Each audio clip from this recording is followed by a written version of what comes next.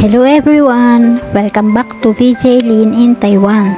Today is my day off at ang plano ko talaga ngayong umaga ay maglakad papuntang Kaohsiung Central Park. Gusto ko lang sana maglakad ng dahan-dahan, huminga ng sariwang hangin at mag-enjoy sa tahimik na umaga. Pero habang lumalakad ako, tila ba nais baguhin ng ulan ang aking paroroonan. Sa una, medyo nanghinayang ako. Alam niyo naman yon, kapag pinaghandaan mo na ang isang araw tapos biglang nagbago ng panahon, parang gusto mo na lang sabihin, sige, sa susunod na lang.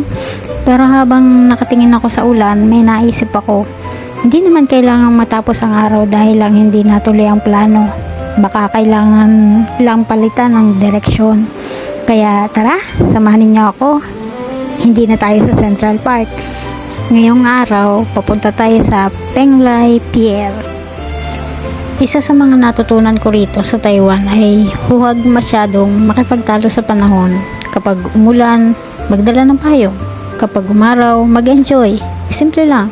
Pero minsan, sa buhay, gusto nating kontrolado ang lahat. Gusto natin lahat na ayon sa plano. At kapag hindi nangyari, doon tayo nadidismaya. Pero siguro, hindi naman laging masama ang pagbabago ng plano. Habang naglalakad ako papunta sa estasyon, napansin ko ang mga tao. May mga papasok sa trabaho kahit umuulan. May mga estudyanteng nagmamadali. May mga taong tila sanay na sa ganitong panahon. At napaisip ako, ganito rin siguro ang buhay ng marami sa atin. Hindi naman pwedeng huminto ang mundo dahil lang umulan. Tuloy lang.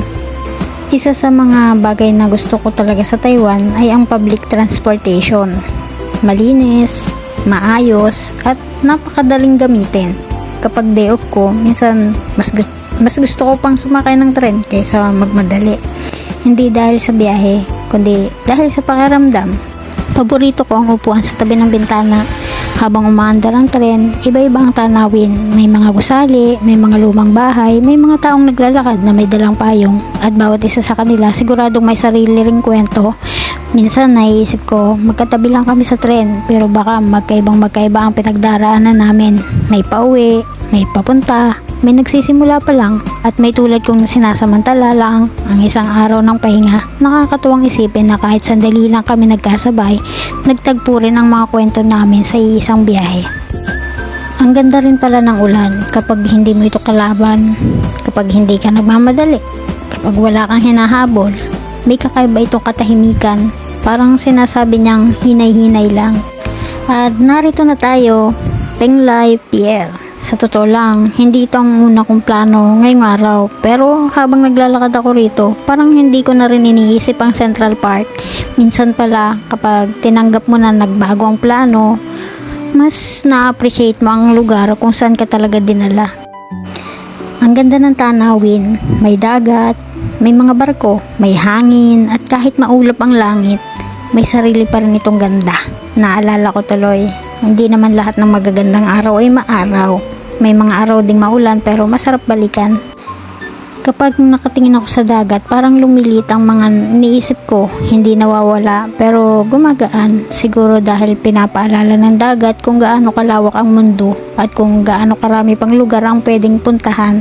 Hindi lang sa mapa, kundi pati sa buhay. Bilang OFW, marami tayong plano. Plano para sa pamilya, plano para sa kinabukasan, plano para sa mga pangarap. Pero hindi lahat ng plano mangyayari sa oras na gusto natin. At ayos lang yun. Dahil minsan ang mga hindi natuloy, sila pang nagtuturo sa atin ng bagong direksyon. Habang pauwi na ako, napangiti na lang ako. Kung hindi umulan ngayong umaga, hindi ako mapupunta rito. Hindi ko makikita ang tanawin ito. Hindi ko mararanasan ang tahimik na biyahe. At wala rin akong kwentong maibabahagi sa inyo. Kaya siguro, hindi lahat ng pagbabago ay hadlang. Minsan, paanyaya lang sila para makita natin ang isang bagay na hindi natin planong puntahan. Kung may gusto man akong iwan sa inyo ngayong araw, ito siguro iyon. Kapag hindi natuloy ang plano mo, huwag agad isipin na nasira ang araw. Baka may mas magandang kwento lang na naghihintay. Maraming salamat sa pagsama sa akin ngayong araw. Ako si VJ Lin. Hanggang sa susunod nating kwentuhan dito sa Taiwan. Ingat palagi.